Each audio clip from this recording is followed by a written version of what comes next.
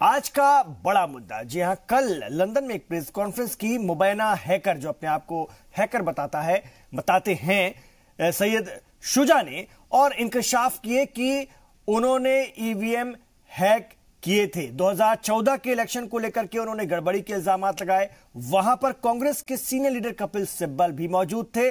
उसके बाद जमकर सियासत हो रही है। भारतीय जनता पार्टी ने इस पूरी मुहिम को कांग्रेस स्पॉन्सर करार दिया है। उसके बाद कपिल सिब्बल ने प्रेस कॉन्फ्रेंस की और कहा कि नहीं, ऐसा कुछ नहीं है, वो दूसरे काम से लंदन गए थे। और खास तौर से जिन्होंने ये प्रेस कॉन्फ्रेंस करवाई थी, उन्होंने और भी सियासी लीडरान को बुलाया था, यहां तक कि इलेक्शन कमीशन के नुमाइंदों को भी दावत दी थी।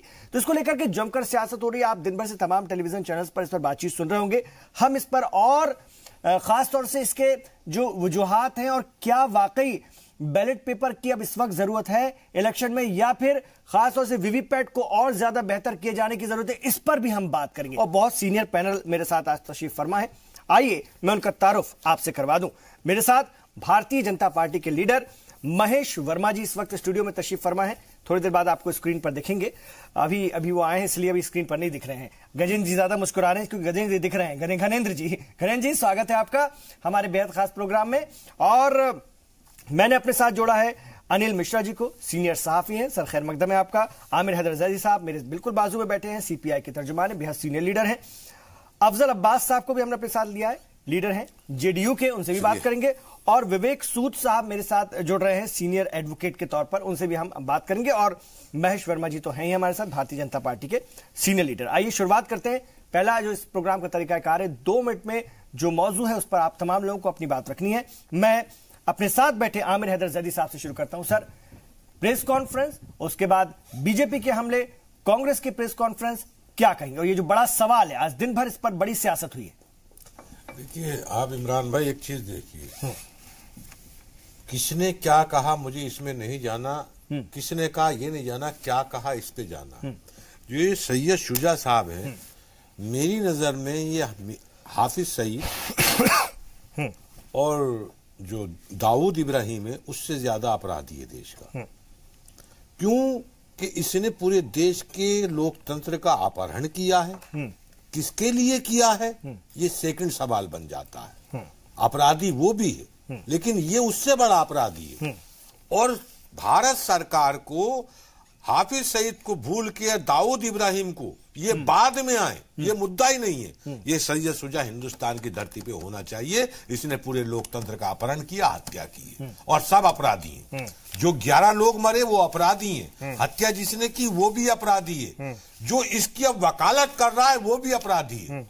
क्यों कि एक अपराधी अपना रहस्य उद्घाटन कर रहा है। एक अपराधी ये कह रहा है कि मैंने ये अपराध किया है, सन 2014 में पूरी ईवीएम का हैक किया है, त्रिपुरा भी हैक किया है, दिल्ली भी हैक किया है। जो केजरीवाल बाबू ये कहते थे मैं बहुत बड़ा ईमानदार आदमी हूं, तो एक एफआईआर तो उन्हें दर्ज करा देनी चाहिए। मोदी जी के भक्त जो कहते हैं कि मोदी जी ना खाते हैं ना खाने देते हैं, चौकीदार हैं, ईमानदार हैं, उनके लिए भी कहना चाहिए लोकतंत्र की हत्या हुई है। आरोप तो सीधे सीधे इनके ऊपर लोग हैं।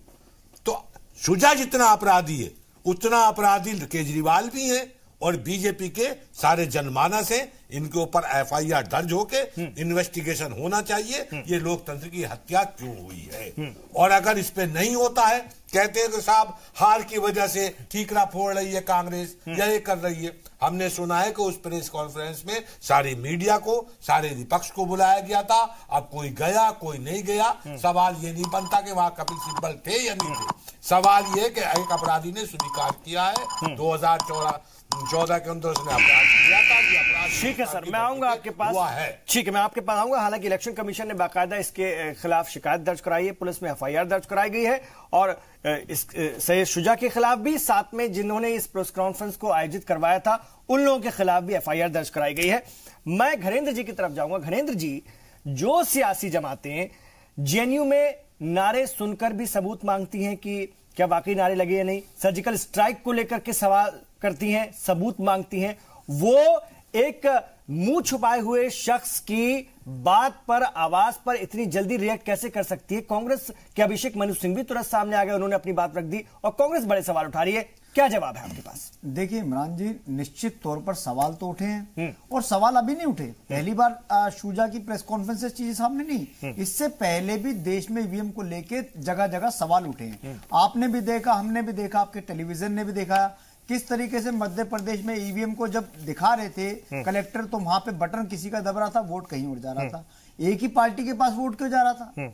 शंकाएं तो हैं और उस पे मध्य प्रदेश में आप जीते। मैं वही कह रहा हूं, उस पे एक्शन भी हुआ, लेकिन मैं ये कह रहा हूं कि कहीं ना कहीं चुनाव आयोग की आज क्रेडिबिलिटी जो है उस पे बहुत बड़ा क्वेश्चन मार्क लगा है। सरकार की क्रेडिबिलिटी पे बहुत बड़ा क्वेश्चन मार्क लगा है। सरकारें, आप सरकार में हो, आप लोगों के ऊपर अगर इतना बड़ा इल्जाम लगा है तो कम से कम सरकार को फ्रंट फुट पे आके सरकार को कहना चाहिए था कि भी ये जो आरोप लगे हम इस पे जांच करेंगे। और चुनाव आयोग आज एक चिट्ठी भेजता है दिल्ली पुलिस को कि आप इस पे क्रिमिनल अफेयर करो। सरकार ने क्यों नहीं भेजी? सरकार का काम नहीं? क्या मोदी जी पे सवाल नहीं उठे? क्या सरकार पे सवाल नहीं उठे? देखिए शंकाएं क्या हो रही है कि इन लोगों का जो ट्रैक रिकॉर्ड रहा है, ट्रैक रिकॉर्ड ऐसा रहा है कि ये लोग बुलडोज करते हैं लोकतांत्रिक संस्थाओं को, ध्वस्त करने का इनका पुराना ट्रैक रिकॉर्ड रहा है। न्यायपालिका को इन्होंने डैमेज करा, चुनाव आयोग को डैमेज करा, सीबीआई को डैमेज करा, हर जगह इन्होंने बुलडोज करा। जो भी लोकतांत्रिक इंस्टीट्यूशन है, जो डेमोक्रेटिकल इंस्टीट्यूशन है, उन पे इस सरकार ने दावा बोला है, इस सरकार ने उन पे अटैक कर उनको खत्म करने की कोशिश करी है। इसलिए बार बार सरकार की नीयत पे सवाल उठता है। मोदी जी और अमित शाह का ट्रैक रिकॉर्ड आपको पता है कि गुजरात से लेकर उनका क्या ट्रैक रिकॉर्ड रहा है। उनका सीधा सा ट्रैक रिकॉर्ड है, या तो उनके साथ चलो, अगर उनके साथ चलोगे तो उनके साथ मलाई खाओगे, अगर आप उनके साथ नहीं चलते तो आपकी ट्रांसफर हो जाएगी, आपके तबादले हो जाएंगे। रात के 1 बजे एक आदेश जारी होगा पीएमओ से कि सीबीआई चीफ को हटा दिया जाता है। या जिस तरीके से शहाबुद्दीन एनकाउंटर है, आप तमाम चीजें देखो, या तो इनके साथ चलो, नहीं तो अगर आप साथ नहीं चलोगे तो आपको बुरे से बुरा इल्जाम अंजाम देखने के लिए, भुगतने के लिए तैयार रहना चाहिए। ठीक है। इसमें भी शुजा ने बोला है कि मेरे साथ जो 13 लोग थे उनमें से 13 लोगों की हत्या कर दी। मैं आऊंगा आपके पास, मैं आऊंगा। ये बहुत संगीन इल्जाम है, इस पर भी हम बात करेंगे। ये भी हमने कहीं पढ़ा, समझने की कोशिश की है कि ईवीएम हैक तो हो सकती है, लेकिन बहुत बड़े पैमाने पर हैक हो सकती है, ये कहीं ना कहीं इसमें संशय है, ये मुमकिन नहीं है। महेश वर्मा जी, इल्जाम बहुत अहम लगते हैं, आप पर लगते हैं। भारतीय जनता पार्टी की क़यादत वाली सरकार इस वक्त केंद्र में है, मरकज में है, क्यों नहीं आप लोगों के साथ, तमाम सियासी जमातों के साथ बैठ करके इस मामले को सुलझा लें, बात करें, उनकी जो भी दिक्कतें हैं उसको समझें और बात करके, क्योंकि ये तो लोकतंत्र का मसला है, लोकतंत्र पर सवाल का मसला है। कहीं ना कहीं आप लोगों पर भी सवाल खड़े होते हैं। देखिए इमरान साहब, इसको लेकर जो है एक मतलब मैं कुछ हद तक इस बात से परेशान भी हूं और कुछ हद तक इस बात से सहमत भी हूं कि एक विपक्ष के नाते कांग्रेस का काम है, क्योंकि एक बदनाम पार्टी रही है तो वो औरों को बदनाम करने से चूकती नहीं है, ठीक है ना। लेकिन बदनाम जो है वो देश को करे, देश की साख जो है बट्टे पे लगाकर करे, उसके लोग जो है बाकायदा इसको प्रायोजित करें और देश के लोकतंत्र का जो हमारा ढांचा है, जो हमारी संस्था है, उसके ऊपर चोट पहुंचाई जाए। उन 80-83 करोड़ मतदाताओं का अधिकार का हनन एक तरह से किया जाए, ऐसे प्रायोजित कार्यक्रम करके मुझे लगता है तो आप लोगों को भी तो बुलाया गया था, आप लोगों को भी तो बुलाया गया था, कपिल सिब्बल ने बताया ना, सबको बुलाया गया था। की एक पार्टी रही है, इन्होंने स्वतंत्रता की लड़ाई लड़ी, ऐसे लोग अब क्या इबारत लिखने जा रहे हैं, कौन सा इतिहास लिखने जा रहे हैं? ये देशभक्त लोग ये देश को मतलब अब ये बाहर नीलाम कर रहे हैं हमारी इज्जत को। आज जैदी साहब की जो अफसोस है, चलिए वो एक विपक्ष के पार्टी के नुमाइंदे हैं, वो कुछ हद तक हमारे ऊपर उंगली उठाएंगे, मैं इस बात को मानता हूं, लेकिन वो कम से कम इतना तो कर रहे हैं ना कि वो देश के भीतर बात कर रहे हैं। वो देश के बाहर जाके जो है ना, इस तरह से हमारी भारत माता की जो ये एक तरह से मतलब ये जो चीज की गई है, ये किसी भी तरह से क्षम्य, जो इन्होंने कहा ना कि हाफिज सईद से भी बड़ा गद्दार अगर कोई है तो सूजा है, और उसके साथ जो लोग खड़े हैं वो लोग क्या हैं, ये भी जैदी साहब अगर आज आप बताएंगे तो मुझे बड़ी खुशी होगी। कम से कम भारत की आज आन बान और शान की बात है। हम इस पैनल में बैठे हैं, हम सबसे पहले भारतीय हैं, देशवासी हैं।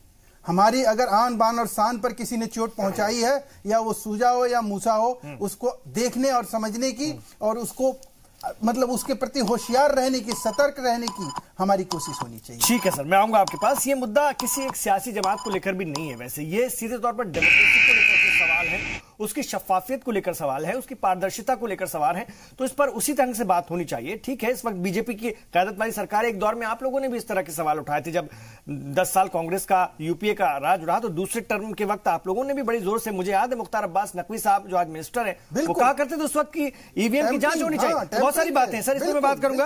अफजल अब्बास साहब क्या कहेंगे? देखिए, वाकई शुजा का जाके देश से बाहर जाके अगर इसके पास कोई सबूत होता या है, और जाके बाहर हिंदुस्तान से बाहर जाके इस तरह की बातें करना वाकई देश के लिए बहुत बड़ा शर्मसार करने वाली बात है। बिल्कुल, मैं बहुत हद तक मैं मुत्तफिक हूँ ज़ैदी साहब की बातों से। लेकिन जिन पार्टियों द्वारा ये सब बातें उठाई जा रही कि हैक होता है और इसमें घपला होता है या घोटाला होता है या जो भी इल्जाम आ रहे हैं, मेरा ये मानना है कि इसके पहले कई ऐसे चुनाव हुए हैं। बिहार में चुनाव हुआ, मैं बड़ी ईमानदारी से कह रहा हूं कि बिहार का असेंबली चुनाव हुआ था, लोग दुनिया देख रही थी। अगर किसी पार्टी पे इल्जाम या किसी लगा रहे हैं तो बिहार का चुनाव ये हार गए। एनडीए हम लोग नहीं थे, हम महागठबंधन में थे। उसके बाद उसके पहले भी दिल्ली का चुनाव हुआ, अभी 3 चुनाव हुआ। तो ये कहना कि चुनाव आप जीते और उसके तो ठीक है और हार गए तो इल्जाम लगाना, ये कहीं से उचित नजर नहीं आता है। हाँ, ये बिल्कुल सही है या बिल्कुल सही होगा, मैं अपने तरफ से कह रहा हूं कि कहीं ना कहीं ये कमियां किसी ना किसी बूथ पे कमियां आती हैं ईवीएम के मशीनों पे, उसको दूर करना चाहिए। और जो जितनी पार्टियां, हिंदुस्तान की सारी पार्टियां हैं, चुनाव आयोग को संज्ञान में लेके उन सबको बुला के इसको कैसे सोल्यूशन निकाला जाए कि फिर आइंदा कोई उंगली ना उठा सके, इसमें ये सोचने की जरूरत है। चाहे कांग्रेस पार्टी हो, चाहे किसी पार्टी हो, जो भी हिंदुस्तान की पार्टी हो, हम हिंदुस्तानी हैं, मुझे गर्व है हिंदुस्तानी होने पे, और हिंदुस्तान की हर पार्टियों को अपने चुनाव आयोग पर पूर्ण भरोसा है और यकीन भी रखना चाहिए। और जहां एक सवाल ये भी उठ रहा है कि अब उनका बयान आ गया कि 11 लोग मारे गए, कहां से ये अब तक ये शुजा थे कहां? और कपिल सिब्बल साहब का जाना, मैं नहीं कहता कि वो किस मकसद से गए थे, वो सही था गलत था।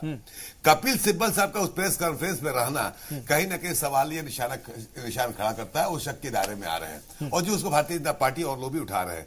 बहरकैफ ये जांच का विषय है और सब इमीडिएट इस पर एक्शन लेना चाहिए और ये इस कमियों को दूर करने के चुनावों को एज सुन एज पॉसिबल बहाल करनी चाहिए। ठीक है, इस पर हम और बात करते हैं सर आपसे, और खासतौर से ये ECIL जो कंपनी है जो खासतौर से ये ईवीएम मशीन तैयार करती है, जो सैयद शुजा है उसका ये दावा है कि वो इसके साथ काम कर चुके हैं। हालांकि खुद इस कंपनी ने इस बात को नकारा है, जहां से उन्होंने पढ़ाई की है हैदराबाद से, वहां के कॉलेज ने भी नकारा है कि वो कभी वहां पर इंजीनियरिंग के स्टूडेंट थे। तो इस तरह की बातें भी अब निकल करके सामने आ रही हैं। मैं अब रुख करूंगा विवेक सूद साहब का, जो कि सीनियर एडवोकेट हैं, उनसे बात करेंगे। ये जो मामला है, ये फिर इसी बात को मैं एक बार अपने दोहराता हूं और आपसे भी सवाल करता हूं कि ईवीएम हैक की जा सकती है लेकिन बहुत बड़े पैमाने पर नहीं, इसमें कितनी सच्चाई है ये बताइएगा, और जो इल्जाम है या जो इंकशाफ हैं, खुलासे हैं, उनको आप कैसे देखेंगे?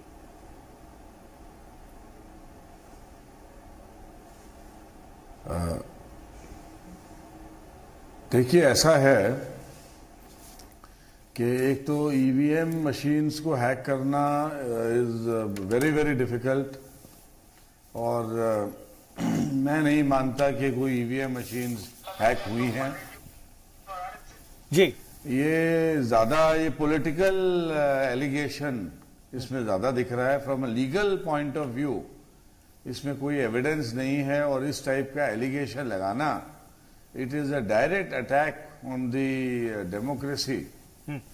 और मैं तो ये, मेरा मानना ये है क्योंकि इलेक्शन ईयर है 2019, तो ये पॉलिटिकल एलिगेशंस हैं, और unless there is proof beyond reasonable doubt, अगर एविडेंस है, कॉन्क्रीट एविडेंस है, टेक्निकल एविडेंस है, तभी इस एलिगेशन को सस्टेन किया जा सकता है।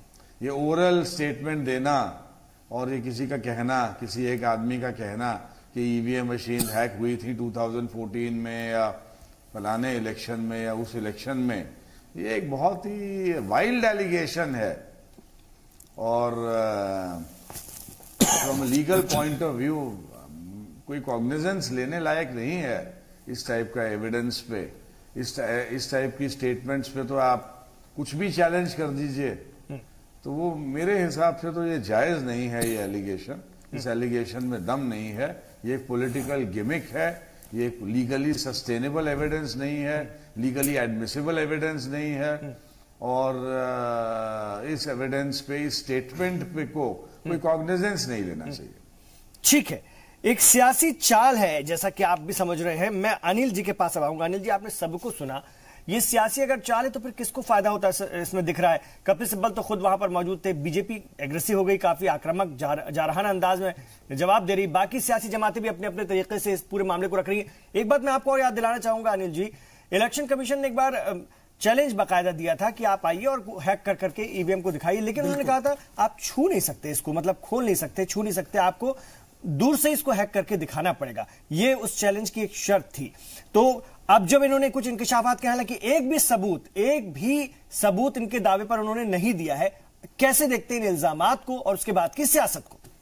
देखिए, सियासत, इस पूरी घटना के दो पहलू हैं। एक सियासी पहलू आप ले लीजिए और एक भारत देश की जो एक विश्वव्यापी एक सबसे बड़े लोकतंत्र, एक आदर्श के रूप में देखा जाता है, जिसको एक आप कहें तो उदाहरण के तौर पर पूरे विश्व में बताया जाता है, उस पर एक बहुत बड़ा चोट कहिए या धब्बा लगता है। तो अगर दोनों पहलुओं को थोड़ा हट के अलग अलग आप देखें तो एक तरफ तो मैं सबसे पहले ये कहूंगा कि अगर किसी भी तरह से इस तरह का कोई भी बात उठती है, वो संदेह में हो या ना हो, तो सबसे पहले तो भारत देश की, भारत राष्ट्र की महत्ता, जो इज्जत है, जो दांव पे लग रही है, उस पर मुझे लगता है सारी राजनीतिक पार्टियों को एक होकर एक सुर में एक तरह के बयान देना चाहिए। अगर कोई समस्या आ रही है तो आपस में मिल बैठकर अगर ये आपस में बात करके उस तरह का कोई रास्ता निकालने का प्रयास करें तो शायद हमारे देश के लिए, देशवासियों के लिए और हमारे देश के लोकतंत्र के लिए ज्यादा फायदेमंद होगा। दूसरी तरफ अगर आप ध्यान दें तो लंदन में होता है, कौन करता है, कैसे करता है, बात का प्रश्न है। अगर ऐसी कोई बात उठती है तो तुरंत हमारे देश की, चाहे वो सत्ताधारी पार्टी हो चाहे विपक्ष पार्टी हो, देखिए एक सेकंड भी नहीं लगा और इन पार्टियों ने एक दूसरे के ऊपर किस तरह आरोप लगाना शुरू किया। आपने कहीं देखा नैतिकता है, आदर्श दिखा आपको कहीं का कि अगर कोई आरोप लगा है उस पर 2 मिनट बैठकर किसी पार्टी में आपस में गहन अध्ययन किया गया होता किस तरह का आरोप किसने लगाए, क्यों लगाए जा सकते हैं, नहीं लगाए, मतलब कहीं भी आप तुरंत विद इन 1 सेकंड में हर पार्टी के बड़े नेता, पार्टी के बड़े प्रवक्ता तुरंत फ्रंट पे आते हैं, प्रेस कॉन्फ्रेंस करते हैं और जैसे उस सुजा ने, अगर हम कहते हैं वो 100% गलत है, जिस तरह से उसने हम पर आरोप, हमारे देश पर, हमारे देश की अस्मिता, लोकतंत्र पर आरोप लगाया, ठीक उसी तरह हमारे देश की राजनीतिक पार्टियां जो देश के लिए, राष्ट्र के लिए जान न्यौछावर की बात करती हैं, वो सारी नैतिकता भूलकर एक दूसरी पार्टियों पे उससे बढ़कर एक आरोप लगाने का जो आचरण कहे या दुराचरण कहे वो हमारे यहां शुरू हो गया। तो एक तो ये समझने वाली बात है। दूसरा, यहां हमको ये देखना पड़ेगा कि अगर इस तरह की कोई बात होती है तो मैं बहुत शॉर्ट में कहना चाहूंगा कि इस व्यक्ति ने गलत बोला तो इतने उदाहरण और साक्ष्य दे दिए हैं कि हमारी सरकार चाहती तो 2 मिनट में सारी जांच करके और सामने प्रेस कॉन्फ्रेंस करके बता देती कि हाँ इस तरह की सारी घटनाएं गलत है। लेकिन सियासी बातें उसमें ज्यादा हो रही हैं। सियासी और सब कर रहे हैं। रविशंकर प्रसाद साहब की प्रेस कॉन्फ्रेंस हुई, इसके बाद कपिल सिब्बल साहब आ गए, दूसरी सियासी जमातों के लोग भी अपने अपने बयान दे रहे हैं। अखिलेश यादव ने कहा कि भाई जापान जैसा मुल्क भी ईवीएम का इस्तेमाल नहीं करता है, वहां पर भी बैलेट पेपर से इलेक्शन होता है। सर मैं आऊंगा बात कहना चाहूंगा एक सेकंड जल्दी से कि अगर विपक्ष का काम है आरोप प्रत्यारोप लगाना, वो चाहे ये विपक्ष में या कोई, लेकिन सरकार के हमारे 2 केंद्रीय मंत्री अगर आकर सीधे एक पार्टी पर आरोप लगा लगते हैं, यहां हमारी देश कंफ्यूज होती है। यहां लगता है कि इलेक्शन बस हम नजदीक है, जिम्मेदारी के तहत हर चीज का राजनीतिक फायदा उठाने की कोशिश है। जी, भारतीय जनता पार्टी ने बहुत ही तरीके से ईवीएम के खिलाफ कैंपेन है या मोदी के खिलाफ, यह सवाल खड़ा कर दिया, कहीं ना कहीं आप लोगों को घेर लिया। और यहां पर आप लोगों की हालत यह हो गई है कि गए थे ईवीएम की फजीयत कराने और खुद की करा करके चले आए।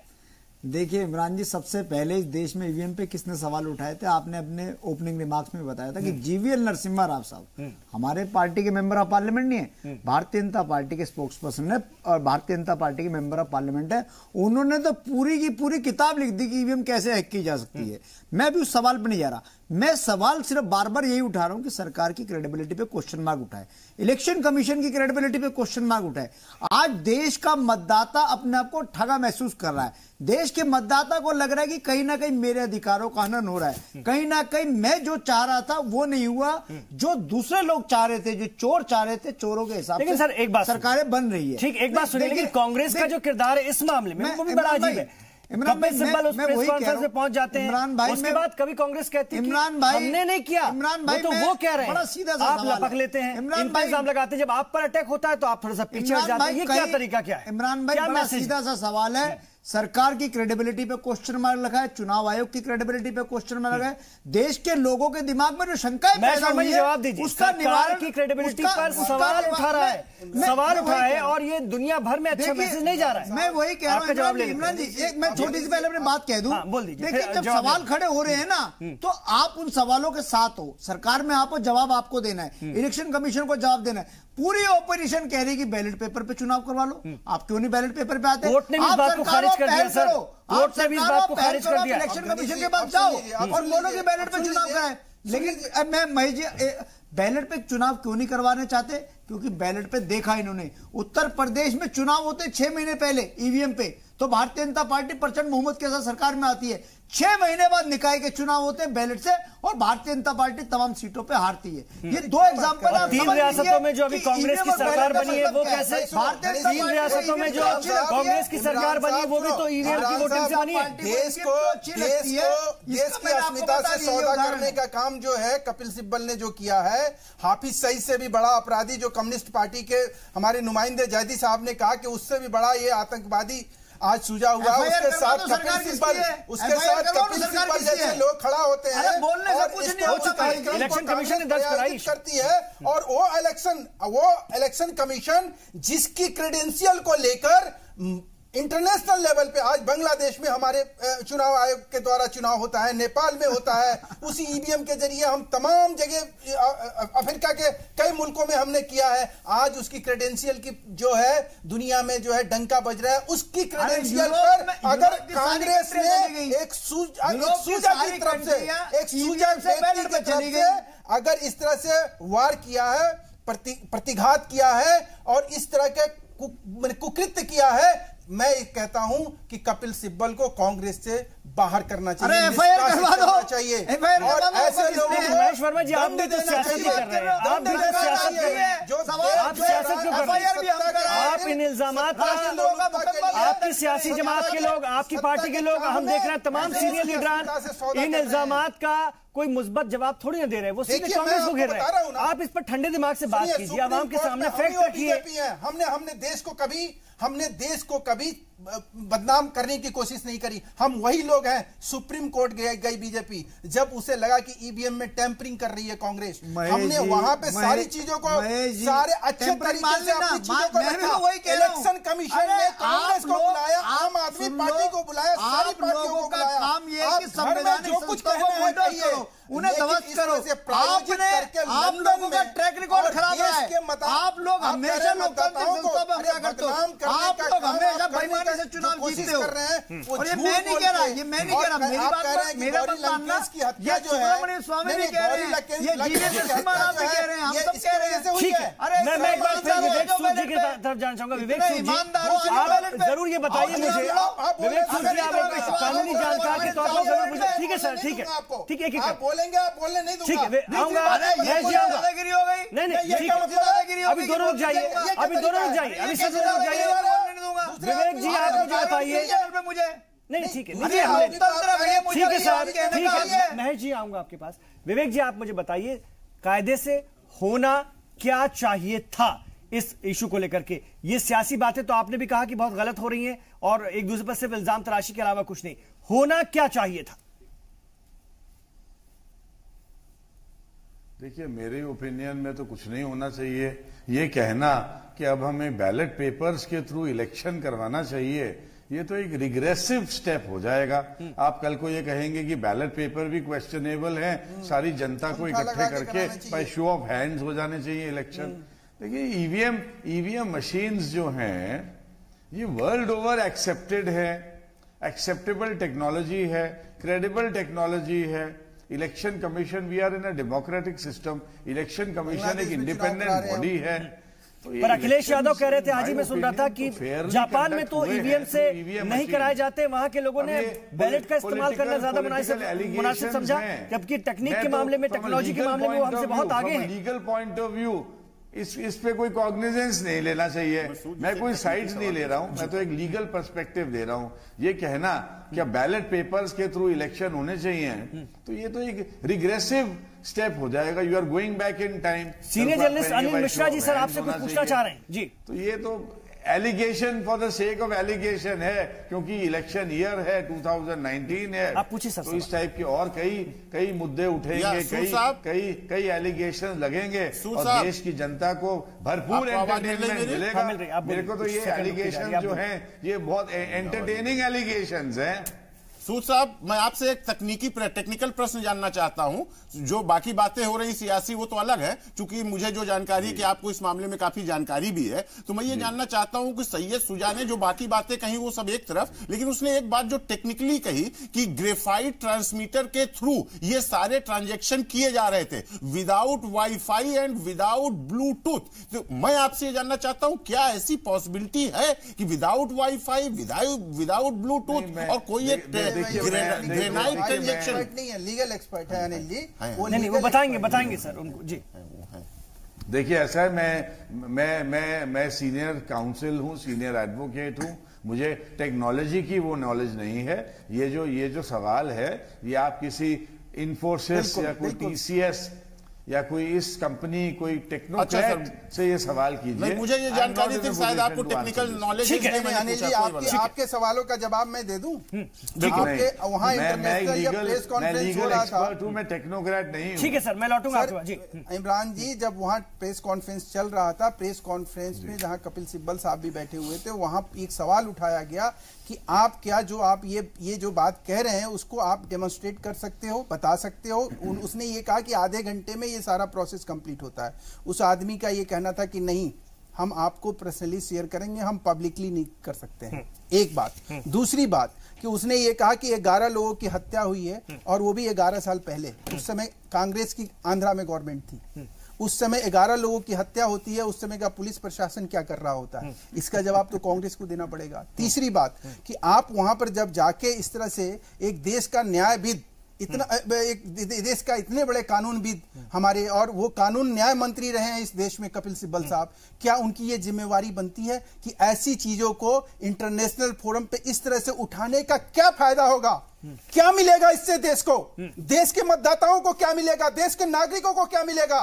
क्या इंडियन जर्नलिस्ट एसोसिएशन के प्लेटफॉर्म पे लंदन में प्रेस कॉन्फ्रेंस करके इस तरह से करके आखिर में इसमें क्या सुधार हुआ? क्या सुधार की उम्मीद की जा सकती है? मैं ये पूछना चाह रहा हूं आज कांग्रेस के लोगों से। और ये जयदी साहब, ये कम्युनिस्ट के लोगों जो है ये कहते हैं कि वो शुजा हाफिज से ऊपर है, तो ये क्यों नहीं कहते हैं कि कपिल सिब्बल को कांग्रेस से निकाला जाए? जयदी साहब आप ही जवाब दीजिए। और आप मुस्कुरा भी रहे, मैं आऊंगा। आज ट्रम्प का एक वो आया है कि ट्रम्प जो है पिछले 2 साल में 8000 बार झूठ बोला।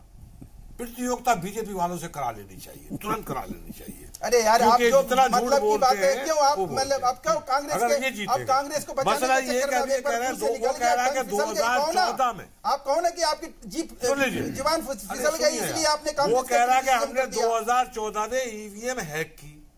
11 साल 14 में क्या हो गए भाई? आज में 14 में 11 साल का अंतर है क्या? पहला सवाल। दूसरे, ये बाकी और चीजों में तो अमेरिका को ये फॉलो करते हैं, हर चीज में फॉलो करते हैं। ट्रम्प को केक भी खिलाएंगे। अरे लेकिन एशिया में आप देश की बांग्लादेश से आगे नहीं बढ़ेंगे। बांग्लादेश कर रहा है। चुनाव आयोग हमारी जो एक पावन पवित्र, सुन लीजिए सुन लीजिए ना, आपने मुझसे सवाल किया है तो उसका जवाब भी मैं जी, आपने सवाल उठाया उसके ऊपर बात करो। आपने उनकी बातों पर सवाल उठाए, वो जवाब दे रहे हैं। बीजेपी के प्रवक्ता का अभी कहना था कि कांग्रेस ने ईवीएम टेम्परिंग की, हम कोर्ट गए। ये तो बीजेपी के प्रवक्ता इसी डिबेट में मान भैया, मैंने कहा कि हम गए, हमारे उस समय चिंता थी, हम गए, लेकिन हम देश के प्लेटफॉर्म पर गए। लेकिन आज ऐसा करके कांग्रेस ने क्या किया? देखना चाहते आप मुझे ये बताओ ना कि इंटरनेशनल लंदन के, अरे आप एक दफा चुपेंगे? हाँ चुपेंगे। आपने कहा कि कांग्रेस टेम्परिंग करती थी, हम कोर्ट गए। इसका मतलब कांग्रेस भी जानती है कि टेम्परिंग होती है। कांग्रेस चोरी करती थी, डकैती। नहीं साहब, आप गलत बोल रहे हैं। चलिए मैं बिल्कुल कहता हूँ, ये हमारा एलिगेशन था, ये हमारा आरोप था। मैं फिर कहता हूँ, नहीं, आरोप था हमारा। सैयद शुजा आप ही सही से बड़ा अपराधी है, लेकिन 120 के तहत 20B के तहत वो सब अपराधी है। जयदी साहब ने कहा कि कहा था देने के लिए, किसी ने चोरी की तो किसी ने डकैती कर दी, इस तरह की बातें उन्होंने की। और सीधे तौर पर जो बात निकल कर आनी चाहिए थी इस वक्त, जो गंभीर चिंता है उसको लेकर के कोई ब्रीफ नहीं कर रहा है, कोई उसको जता नहीं रहा है। ये अपने आप एक बड़ा सवाल है। आप कैसे देखते हैं? हालांकि आप भी इसकी मुखालफत कर रहे हैं। देखिए, बिल्कुल गंभीर समस्या भी है, गंभीर सवाल भी है। सबसे बड़ा सवाल ये है कि देश से बाहर जाके उसका प्रेस कॉन्फ्रेंस करना, अगर उसको दम, ये कोई मायने नहीं रखता। नहीं, रुकिए सर, एक अपराधी ने अपना अपराध स्वीकार किया, कहाँ किया, कैसे किया, मैं सुन रहा था हुजूर आला। एक तो सबसे बड़ा ये गलत है, अगर उसको करना था प्रूफ करना चाहिए था। इल्जाम आयद कर दिया उसने, उसका कोई प्रूफ नहीं। नंबर एक, मेरा ये मानना है कि देखिए, जब से ये ईवीएम मशीन शुरू हुई तब से कभी ना कभी ये सवालात उठते रहे, कम उठे, ज्यादातर में उठे, कहीं कमियां रही, ईवीएम मशीन काम नहीं कर रहा है और कहीं हैक की बात आ रही। तो इस मसले को हल करने की सबसे बड़ा आसान ये है कि चुनाव आयोग को संज्ञान में लेकर सारी पार्टियों को बुला के इस बात पे मुत्तफिक करने की जरूरत है कि आप बताइए इसका सोल्यूशन क्या है। जो आपने इल्जाम किया, इल्जाम लगाना बंद कर दें आप लोग। तो ये चुनाव आयोग को इस पर पहल करनी पड़ेगी, वरना इससे हमेशा चीमा गोइयां होती रहेगी। अभी ये हार गए, वो जीत गए, फिर वो कहेंगे ये होगा।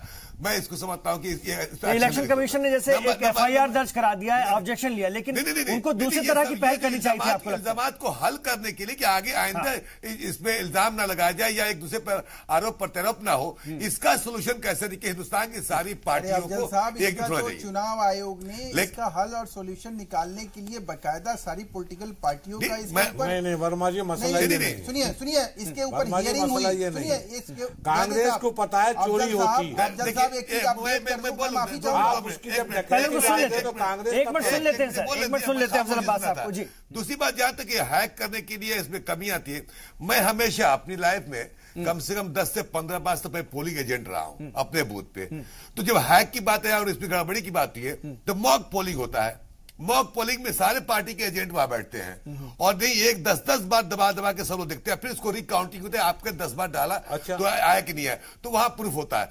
हो सकता है कि मशीन काम ना करती वो अलग बात है। अच्छा, आप मुझे बताइए, आज तक जितनी मशीनें पकड़ी गई जिनमें कमी पाई गई, उसका बटन दबाने में कमल को ही वोट क्यों गया, भारतीय को क्यों नहीं गया, ये तो मैं कह रहा हूं, क्यों नहीं गया, पंजे क्यों नहीं गया, कोई एक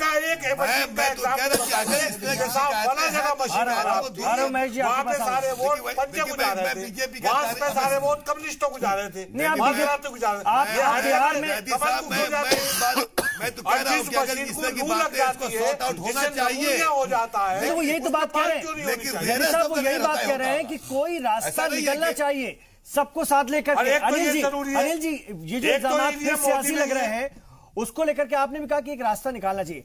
आज इलेक्शन कमीशन का जो किरदार है, खुद मुख्तार बॉडी है, ऑटोनोमस बॉडी है, उसको अब बहुत तेजी से इस वक्त पहल करनी चाहिए थी। क्या लगता है कुछ कमजोरी आ रही है, कुछ पीछे है या कुछ धीमी चाल है? जी बिल्कुल, मैं 2 मिनट में बहुत सी बातें कहना चाहूंगा। देखिए, सभी प्रवक्ता या नेतागण अपनी अपनी अच्छी बातें कह रहे हैं, सबका अपना पक्ष है, लेकिन यहाँ बहुत शॉर्ट में आप बताऊं कि 2009 से जब फुल फ्लैश ईवीएम मशीन का यूज करना शुरू हुआ तो हमारे देश में तब भी ऑब्जेक्शन किया गया। आडवाणी जी बहुत बड़े राष्ट्रीय स्तर के नेता थे, उन्होंने 2009 में के इलेक्शन के बाद ऑब्जेक्शन किया था। उसके बाद बीजेपी पार्टी के नेताओं ने किया भी, 1-2 बुक्स वगैरह लिखी जैसी चर्चा हो रही थी। और 2013 में सुप्रीम कोर्ट का इसका डायरेक्शन आया, उसमें जजमेंट आया और जजमेंट में उन्होंने साफ शब्दों में एक्सेप्ट किया कि सुप्रीम ईवीएम में किसी प्रकार की छेड़छाड़ नहीं हो सकती है, ईवीएम को इस तरह से। लेकिन सर एक मिनट, 2014 के बाद बीजेपी खामोश हो गई।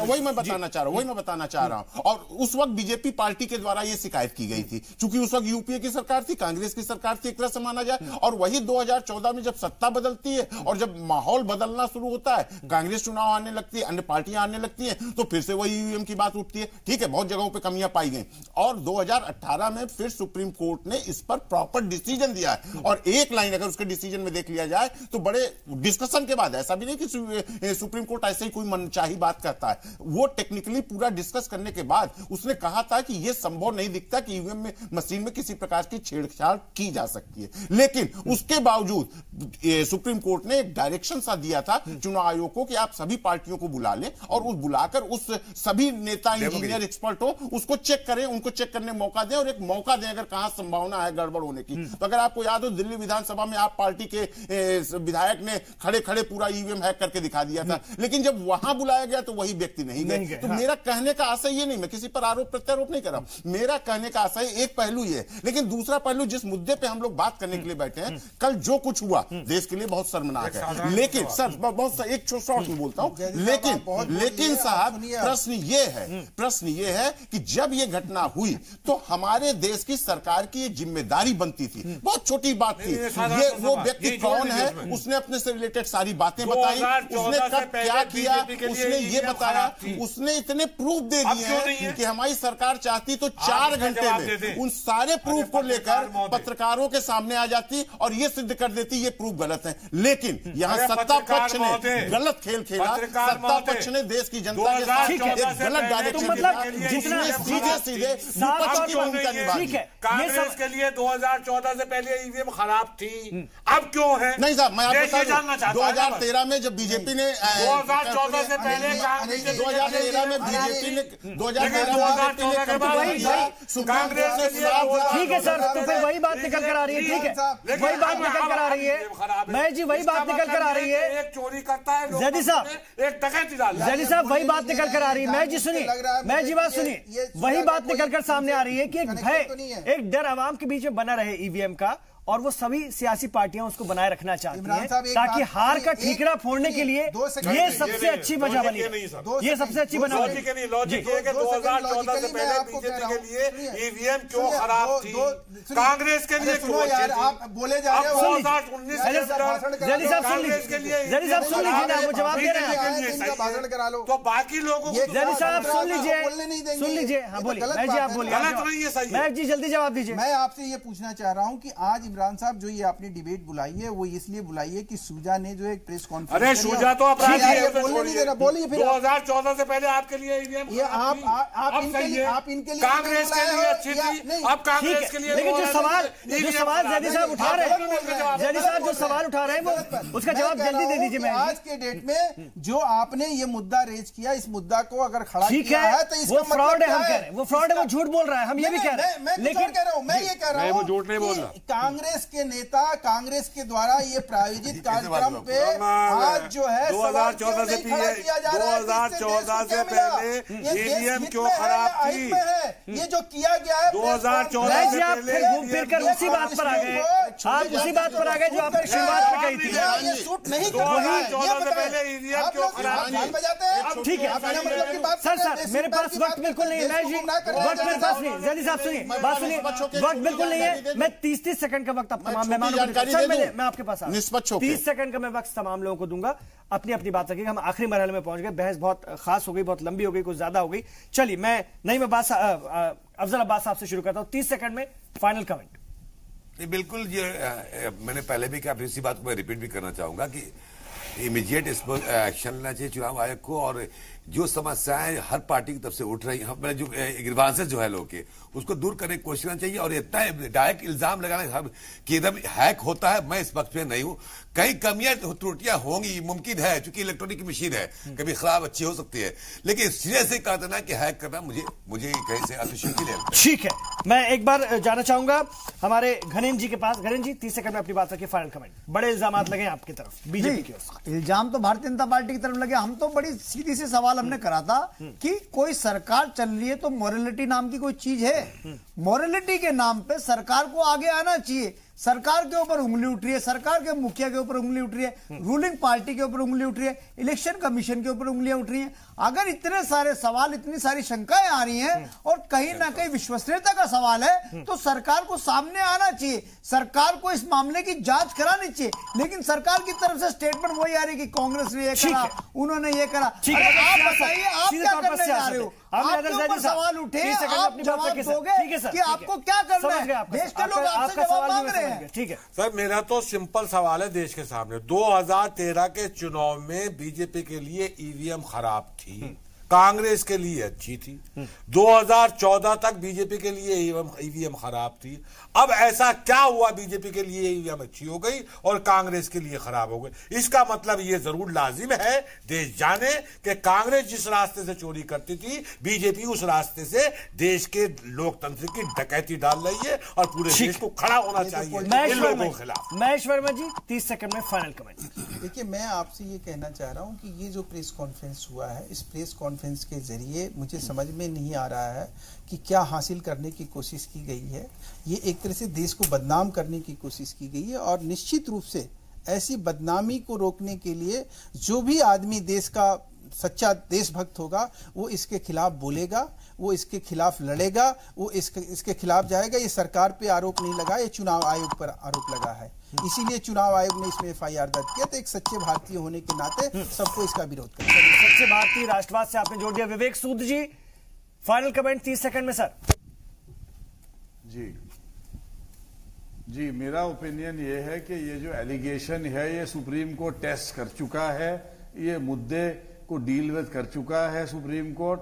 और ये एलिगेशन जो है ये एक वाइल्ड एलिगेशन है, इसमें कोई legally sustainable, legally credible evidence नहीं है। और ये कहना कि ईवीएम मशीन हैक हो सकती है, मैं नहीं मानता कि ये हैक हो सकती हैं। और ये जो एलिगेशंस हैं ये अनसस्टेनेबल, अनसब्सटैंशिएटेड एलिगेशन है। ठीक है सर, बहुत शुक्रिया अपनी फाइनल राय रखने के लिए। इस पर सिर्फ सियासत। जी अनिल मिश्रा जी क्या कहेंगे? जी बस मैं इस पर इतना ही बोलना चाहूंगा कि एक तो पहले जानकारी दे दूं कि जो ये इंटरनेशनल ये जर्नलिस्ट एसोसिएशन के द्वारा ये प्रेस कॉन्फ्रेंस की गई थी, इसमें इलेक्शन कमीशन को भी इनवाइट किया गया था, इसमें बीजेपी को भी इनवाइट किया गया था, इसमें सभी पार्टियों को इनवाइट किया गया था। नंबर एक बात मैं आपको बिल्कुल पुख्ता जानकारी दे रहा हूं। नंबर दो बात मैं ये बताना चाहता हूं कि राजनीति अपनी जगह है, लेकिन मेरा ये मानना है कि उस व्यक्ति ने अपनी लीक पोल बहुत ज्यादा खुद ब खुद दे दी। उसने बता दिया 13 मई को चुनाव के रिजल्ट के ठीक दूसरे दिन हम लोग कहां बैठे थे, वहां किस आदमी ने आके संबोधित किया, उसने 11 लोग कौन कौन मारे गए नाम बता दिया, इसको भी गोली लगी, ये अमेरिका में जाके एडमिट हुआ, बीजेपी का कौन नेता किस तारीख को इससे तो क्यों नहीं सरकार 2 घंटे भी नहीं लगेंगे इन सारी जांच रिपोर्ट को लाकर भारत की इज्जत बचाए। बिल्कुल, कहीं ना कहीं हुकूमत को इसमें कदम उठाना चाहिए था या इलेक्शन कमीशन को सबको साथ लेकर के अपनी बात रखनी चाहिए थी। इस कंफ्यूजन को दूर करने की कोशिश करनी चाहिए थी, मामले को साफ करने की कोशिश करनी चाहिए थी। हो सकता है आगे आने वाले दिनों में देखने के लिए मिले, लेकिन हाँ अभी ये बड़ा सवाल जरूर बन चुका और इस पर सियासत भी जमकर हो रही है। बहुत शुक्रिया इस चर्चा में आप तमाम लोगों का हिस्सा लेने के लिए। आप देखते रहिए जी सलाम।